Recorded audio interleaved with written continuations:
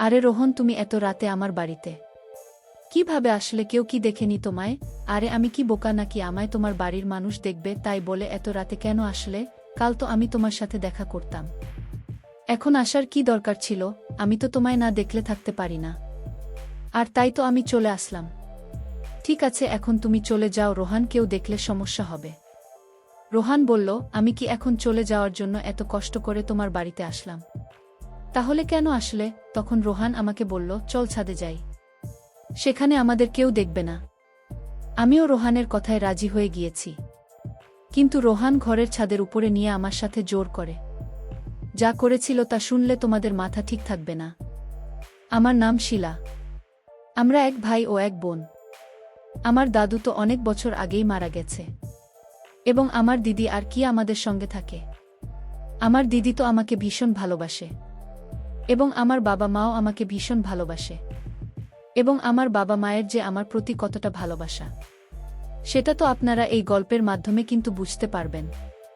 এবং আমার এখন ছোট যে ভাইটা আছে সে কিন্তু স্কুলে পড়াশোনা করে। আমাদের বিয়ে পাকা হওয়ার পরে রোহান কিন্তু মাঝে মধ্যে আমাদের বাড়িতে আসত আমাদের সবার সঙ্গে দেখা করতে। এভাবে প্রায় 1 মাস কেটে যাওয়ার পরে আমার বাবা যখন রোহানের বাড়ি যায় আমাদের বিয়ের তারিখ পাকা করার জন্য, তখন রোহানের বাবা বলেছিল রোহানের নাকি ডাক এসেছে এবং তাকে কালকের মধ্যেই নাকি বোর্ডে চলে যেতে হবে আগামী 6 মাসের জন্য। তাই আগামী 6 মাস তো বিয়ের তারিখ পাকা করা সম্ভব নয়। তারপরও লোকের হঠাৎ করে বর্ডারে চলে যাওয়ার কথা। আমরা কিন্তু অনেক দুঃখিত ছিলাম। আমার বাবা মা অনেক দুঃখিত ছিল। ভেবেছিলাম বিয়ে হয়ে যখন আমি রোহানের সঙ্গে যাব তখন রোহানের সঙ্গে না হয় বর্ডারে চলে যাবে। কিন্তু আমাদের বিয়ের আগেই তো রোহান 4 মাসের জন্য আমার থেকে অনেক দূরে চলে গেছিল। কিন্তু আমাদের ফোনে কথা হতো। তারপর যেদিন রোহানের বর্ডারে যাওয়ার কথা ছিল তার আগের দিন রাতে রোহান কিন্তু লুকিয়ে আমাদের বাড়িতে এসেছিল এবং এই ব্যাপারে আমার বাড়ির লোককেও কিন্তু কিছুই জানত না। কিন্তু আমি আগে থেকেই জানতাম যে রোহান আজ রাতে আমার সঙ্গে লুকিয়ে দেখা করতে আসবে। তাই আমি আগে থেকে তৈরি হয়েছিলাম। কিন্তু আমি এটা জানতাম না যে সে সব কিছু আগে থেকে প্ল্যান করে আসবে। তারপর আমার বাড়িতে আসার পর সবাই যখন শুয়েছিল, তারপর সেদিন রাতে রোহান যখন লুকিয়ে আমাদের বাড়িতে এসেছিল, তখন আমি জোহানকে নিয়ে ছাদের উপরে উঠেছিলাম এবং বাইরে থেকে ছাদের দরজা বন্ধ করে দিয়েছিলাম, যাতে আমাদের বাড়ির ভেতর থেকে কেউ ছাদের উপরে আসতে না পারে। তারপর আমাদের ছাদে যে ছোট খাট পাতা ছিল, সেই খাটে বসে আমরা দুজনে অনেক গল্প করেছিলাম। এমনকি রোহানের আমাকে ছেড়ে 6 মাসের জন্য বর্ডারে চলে যাওয়ার কথা ভেবে, আমি রোহানের চলে যাওয়ার কথা ভেবে অনেক কেঁদেছিলাম। এবং সে দিন রাতে রোহান আমার সাথে এবং আমিও আবেগের বসে বাসর রাতের মতো। সে রাতে আমি যে বড় ভুলটা করেছিলাম, সেই ভুলের শাস্তি আমাকে আজও ভুগতে হচ্ছে। আজ আমি একজন মা হয়ে গেছি, কিন্তু আমার স্বামী নেই। আমার স্বামী থেকেও, কিন্তু আমার স্বামী আমার বাচ্চার বাবা থাকতেও তার মাথায় বাবার ছাদ নেই।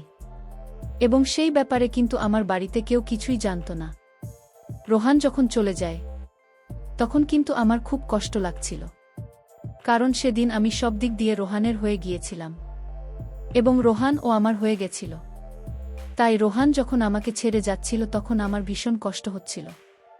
কিন্তু সেদিন রোহান আমাকে কথা দিয়েছিল যে 4 মাস পরে যখন সে বাড়ি ফিরে আসবে তখন সে আমাকে বিয়ে করে নিজের বাড়িতে নিয়ে যাবে। কিন্তু রোহান চাকরিতে চলে যেতে 1 মাস হয়ে যাওয়ার পরে আমি কিন্তু খুব অসুস্থ হয়ে পড়ি। আমার মাঝে মধ্যে শরীর খারাপ হতো এবং বাথরুমে ঢুকে আমি বমিও করতাম। এইভাবে প্রায় 4-5 দিন হয়ে যাওয়ার পরে একদিন আমি যখন বাথরুমে ঢুকে বমি করছিলাম, তখন আমার দিদি মানে ঠাম্মা আমার গলার শব্দ পেয়ে তাড়াতাড়ি বাথরুমে এসে দেখল যে আমার শরীর খারাপ হয়েছে। তারপর আমার ঠাম্মা আমাকে ধরে বিছানায় শুয়ে দিয়ে বলল, আমার বোন, তোর কি হয়েছে? বেশ কিছুদিন ধরেই দেখছি আমার শিলার শরীরটা খারাপ। তাই চল দেখি, আজকে তোকে আমি নিজে ডাক্তারের কাছে নিয়ে যাব। আসলে আমার ঠাম্মা কিন্তু আমাকে ভালোবেসে ময়না বলে ডাকত এবং আমার শরীর এত বেশি অসুস্থ হয়ে পড়েছিল যে আমিও তখন ডাক্তারের কাছে যেতে রাজি হয়েছিলাম। কিন্তু আমি স্বপ্নেও ভাবতে পারিনি যে ডাক্তারের কাছে যাওয়ার পরে আমি নিজের ব্যাপারে একটা এত বড় সত্যি কথা জানতে পারব।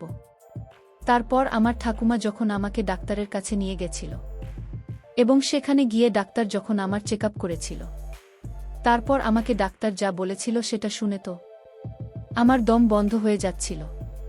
কারণ ডাক্তার বলেছিল আমি নাকি মা হতে চলেছি এবং সময় পেরিয়ে যাওয়ার কারণে আমার আর নাকি আরও সমস্যা হয়ে দাঁড়াবে।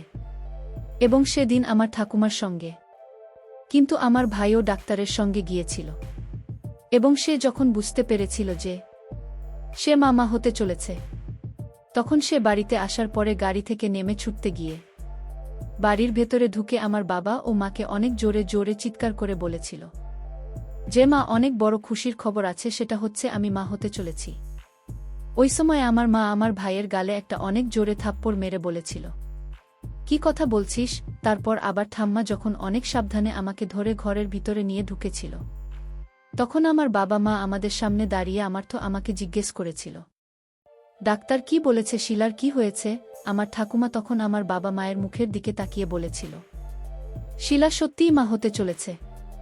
এবং এই কথা শোনা মাত্রই কিন্তু আমার মা যখন আমার গায়ে হাত তুলতে এসেছিল, তখন আমার ঠাম্মি আমার মায়ের হাতটা ধরে বলেছিল, খবরদার আমার নাতনিকে মারার একদম চেষ্টা করবি না, এবং তোরাই তো ওর বিয়েটা পাকা করে রেখে দিয়েছিস, ওকে তো বিদায় করে শ্বশুরবাড়িতে পাঠিয়ে দিতে পারতিস। বিয়ে পাকা করার পরে যদি ওকে বিদায় করে শ্বশুরবাড়িতে পাঠিয়ে দিস, তাহলে আজ কিন্তু এই খবরটা শুনে তোরা সবাইকে মিষ্টি বিতরণ করতে। সব দোষ কিন্তু তোদের, এতে শিলার কোনো দোষ নেই। তাই আমার নাতনির মারার চেষ্টা করবি না।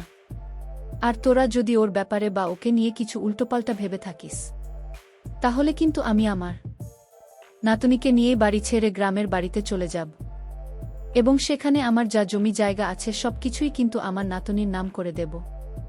সেদিন আমি আমার ঠাকুমাকে জড়িয়ে ধরে অনেক কেঁদেছিলাম, কারণ আমি স্বপ্নেও ভাবতে পারিনি যে একটা ভুলের জন্য আমার জীবনটা যেরকমভাবে পাল্টে যাবে।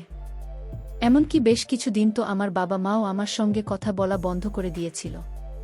কিন্তু আমার ঠাম্মি যখন তাদেরকে বুঝিয়ে বলেছিল যে এতে আমার একার কোনো দোষ নেই, এতে কিন্তু রোহনের ও লোকেরও দোষ আছে, তখন আমার বাবা বাধ্য হয়ে রোহানের বাবার কাছে গিয়ে সবকিছু সত্যি কথা বলেছিল যে আমি মা হয়েছি এবং রোহানের মা হতে চলেছি। এবং এতে কিন্তু আমার শ্বশুরের কোনো আপত্তি ছিল না যে আমি বিয়ের আগেই হয়ে গেছে, এবং তারাও আমার বাবার সামনে তার ছেলের এই ভুলের জন্য ক্ষমা চেয়েছিল এবং বলেছিল তার ছেলে যখন বাড়ি ফিরে আসবে তারপরেই নাকি আমাদের বিয়েটা হবে।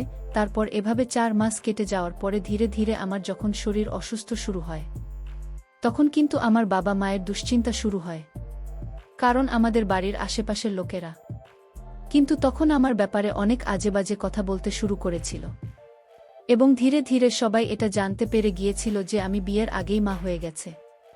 এমনকি আমার বাবা যখন রোহানের বাবার কাছে গিয়ে হাতজোড় করে বলেছিল যে যেমন করেই হোক না কেন রোহানের একটা ছুটির ব্যবস্থা করতে হবে এবং আমার বিয়েটা রোহানের সঙ্গে তাড়াতাড়ি দিতে হবে, তখন কিন্তু রোহানের বাবা আমার বাবার সামনে কান্নাকাটি করে বলছিল তাদের নাকি করতে একটা জমি নিয়ে মামলা চলছে এবং সেই জমিটার জন্য 15 লাখ টাকা নগদ লাগবে এবং 15 লাখ টাকার দরকার।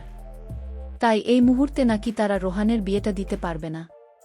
এবং সেদিন রোহানের বাবা আমার বাবার সামনে ইচ্ছে করে মডাকান্না কেঁদে আমার বাবার কাছে 14 লাখ টাকা আদায় করার চালাকি করেছিল এবং আমার বাবাকে যখন এটা বলেছিল যে এখন তাদের টাকা পয়সার অনেক অভাব আছে, তাই এই মুহূর্তে রোহানের বিয়েটা দিতে পারবে না। এই কথা শুনে আমার বাবা নিজের একমাত্র সবথেকে বড় জমিটা বিক্রি করে টাকা জোগাড় করে রোহানের বাবাকে নগদ 14 লাখ টাকা দিয়ে এসেছিল, যাতে আমার বিয়েটা খুব তাড়াতাড়ি রোহানের সঙ্গে হতে পারে। কিন্তু আমরা কখনো সেটা বুঝতে পারিনি যে এগুলো তো রোহানের পরিবারের চালাকি ছিল, আমাদের কাছ থেকে লাখ লাখ টাকা যৌতুক নেওয়ার, এবং তারা সবাই মানে আমার হবু বর থেকে শুরু করে আমার শাশুড়িও আমার শ্বশুর, তারা 3 জনেই কিন্তু একসঙ্গে মিলেছিল এবং আমার বাবা ভিতরে ভিতরে যে আমার বিয়ের জন্য তাদেরকে এত কিছু দিয়ে ফেলেছিল সেটার ব্যাপারে তো আমরা কিছুই জানতাম না। এমনকি তাদেরকে 14 লাখ টাকা নগদ দেওয়ার পরে আমার বাবা যখন রোহানের বাবাকে বিয়ের তারিখ পাকা করার কথা বলেছিল, তখন আমার হবু শ্বশুরমশাই বলেছিলেন উনি নাকি আরও 2 লাখ টাকা নেবেন নিজের ঘর মেরামতির জন্য, এবং আমার বাবা আমার শ্বশুরের কথা অনুযায়ী আরও 2 লাখ টাকা নগদ দিয়েছিল তাদের ঘর মেরামত করার জন্য। এত লক্ষ লক্ষ টাকা নগদ পাওয়ার পরে আমার শ্বশুর তার ছেলেকে বাড়িতে ডেকেছিল তারপর আমার শাশুড়ির মিথ্যা মেডিকেল সার্টিফিকেট দেখিয়ে 10 দিনের ছুটি নিয়ে আমার হবু বর বাড়ি ফিরে এসেছিল। তার বাড়ি আসার পরে আমরা সবাই কিন্তু খুব খুশি ছিলাম।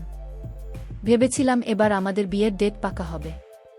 কিন্তু এত লাখ টাকা তাদেরকে দেওয়ার পরেও আমার বাবা যখন তাদের বাড়ি গিয়েছিল বিয়ের তারিখ পাকা করার জন্য, তখন রোহানের বাবা আমার বাবার কাছে একটা দামি 4 চাকা ও আমাদের বাড়িটা আমার নামে লিখে দেওয়ার দাবি করেছিল। ওই সময় আমার বাবা কিন্তু রোহানের বাবার সামনে কেঁদে কেটে হাত জোর করে বলেছিল, আমার কাছে যা ছিল আমি আপনাকে সব দিয়ে দিয়েছি, আমার কাছে আর অত সামর্থ্য নেই যে আমি আপনাকে 4 চাকা গাড়ি দিব। আর বাড়িটা যদি আপনাদের নামে করে দিই তাহলে তো আমরা রাস্তায় চলে আসব। আমার এক ছেলেও আছে, তার ভবিষ্যৎটা নষ্ট হয়ে যাবে। তখন রোহানের বাবা বলেছিল, বাড়িটা শুধু আপনার মেয়ের নামে থাকবে, কিন্তু থাকবেন তো আপনারাই, তাই এত বেশি ভয় পাওয়ার কি আছে। আমার বাবা যখন রোহানের বাবার কথা শুনে ওনার পা ধরে কান্নাকাটি করেছিল, তখন রোহানের বাবা আমার বাবাকে বলেছিল, আপনি যদি 4 চাকা ও বাড়িটা দিতে না পারেন তাহলে কিন্তু এই বিয়েটা কোনোমতে হবে না। এবং আমার বাবা যখন সেদিন বাড়িতে এসে আমার স্বামীকে বাধ্য হয়ে নিজের এই কথাগুলো বলেছিল, তখন আমি কিন্তু সব কিছু লুকিয়ে শুনে নিয়েছিলাম। এবং সবকিছু শোনার পরে আমি রোহানকে ফোন করে সবকিছু বলেছিলাম। তারপর রোহানকে বলেছিলাম সে যাতে তার বাবাকে বারণ করে যাতে আমার বাবার কাছে এতগুলো জিনিস না চায়। তখন রোহান আমাকে যা বলেছিল সেটা শুনে তো আমি অনেক বেশি আশ্চর্য হয়েছিলাম। কারণ সে তখন বলেছিল, আমি আমার বাবা মায়ের বিরুদ্ধে গিয়ে কোনো কিছুই করতে পারব না। এবং সেদিন রোহানের কথা শোনার পরে আমার আর কোনো কিছুই বুঝতে বাকি ছিল না যে রোহান ও তার বাবা মায়ের মতোই লোভী ছিল। এবং সেদিন আমি আমার বাবার চোখের জল দেখে বুঝতে পেরেছিলাম যে ওই রাতে ভুলের জন্য আমার বাবা মা ও আমার পরিবারের সকলকেই শাস্তি পেতে হচ্ছে। ওই সময় তো মনে হচ্ছিল আমি যেন নিজেকে শেষ করে দেই, তারপর আমার থামবে। যখন আমার কষ্ট দেখেও কান্না দেখে আমাকে সাহস দিয়েছিল।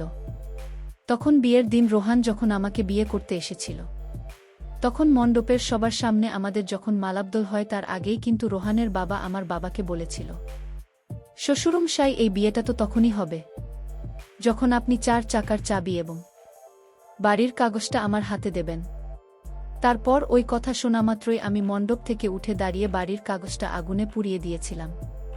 তারপর আমি যখন বাড়ির কাগজটা আগুনে পুড়িয়ে দিয়েছিলাম, তখন রোহান আমাকে বলেছিল, শিলা তুমি এটা কি করলে? আমি তখন সবার সামনে রোহানের গালে একটা থাপ্পড় মেরে বলেছিলাম, তোর মতো ছেলেকে ভালোবেসে বিশ্বাস করে জীবনের সবথেকে বড় ভুল করেছি। আমি তো সন্তানের মা হতে আছি বলে তোরা হুমকি দিয়ে আমার বাবার কাছ থেকে লাখ লাখ টাকা আদায় করেছিস। তারপর আমার হবু শ্বশুরমশাই আমাকে বললেন, এই মেয়ে, তোমার মাথা ঠিক আছে তো বেশি বাড়াবাড়ি করলে কিন্তু আমরা এই বিয়েটা না করে এখান থেকে ঘুরে চলে যাব। ওই সময় আমার ঠাম্মি রোহানের বাবার গালে একটা থাপ্পড় মেরে বলেছিল, তোর মতো লোভী মানুষের বাড়িতে আমি আমার মেয়ের বিয়ে কখনোই দেবে না। এই কথা বলে আমার ঠাম্মি কিন্তু যৌতুক নেওয়ার অপরাধে পুলিশকে ফোন করে সবকিছু বলেছিল এবং পুলিশে আমার শ্বশুর ও আমার বরকে যৌতুক নেওয়ার অপরাধে গ্রেফতার করেছিল। ওই সময় আমি সমাজের লোকের সামনে নিজের মনের ভয় লজ্জা দূর করে বলেছিলাম যে আমি আমার সন্তানকে একাই মানুষ করতে পারব, আমার দরকার নেই এরকম লোভী জীবন সঙ্গীর, আমার সঙ্গে আমার পরিবার আছে। আমি চাই না যে রকম লোভী মানুষের ছায়া ও আমার সন্তানের উপরে পড়ে। আসলে সেদিন রাতে রোহান তার বাবা মায়ের কথা অনুযায়ী আমার সঙ্গে সবকিছু করেছিল এবং এটা তাদের প্ল্যান ছিল। কিন্তু আমার বাবা মাও থামি আমার সঙ্গে ছিল বলেই আমি এই কষ্টের দিনগুলো কাটিয়ে উঠেছিলাম। এবার দর্শকদের উদ্দেশ্য করে বলতে চাই, তোমরা যারা প্রেম করেন তারা কখনো ছেলেদের বিশ্বাস করবে না আর বিয়ের আগে কখনো কিছু করবে না, তাহলে তোমরা আমার মতো ব্ল্যাকমেলের শিকার হবে। তো বন্ধুরা, আজকে এখানেই শেষ করলাম। সবাই ভালো থাকবেন। ধন্যবাদ।